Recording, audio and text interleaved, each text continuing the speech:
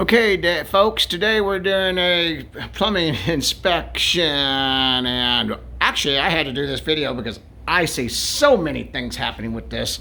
It's beyond even. I had to do a video. I had to do a video on how many stupid things can we do to our plumbing.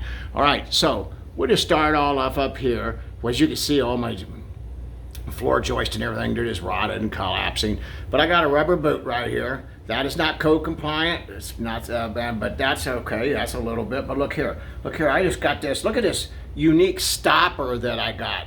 Look at that. And it's actually like a wick, and it's dripping. See, I was running water, and I turned it off because there's water running on the floor. So that is crazy. And then look at this here. And we got like shoestrings.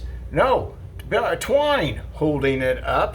That's bad. And then let's just keep on going, because it's just more and more and more. Of course, my old stack pipe is almost beyond belief. But look at my black pipe coming in through here. And see this? Actually, what this does, I had to run this upstairs to see. It's going to my vanity, my bathroom vanity, and it doesn't have a trap. It just runs straight into it. Now, I guess there's a trap down in here somewhere. But look here, it's just going right into my stack pipe.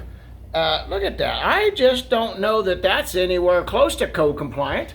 That is just like, hey, Yankee ingenuity. That's what that is. Just not code compliant. Then you see here I got rusting going on right here on my stack, right in through here. I have all this so happening. I got leaking happening right up into here.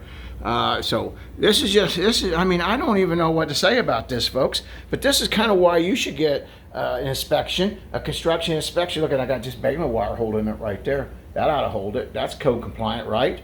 I don't know what country, maybe the new country that our government's sending us in, but not the country we're living in today. That's still not code, and it's not safe. But anyway, these are all the crazy things.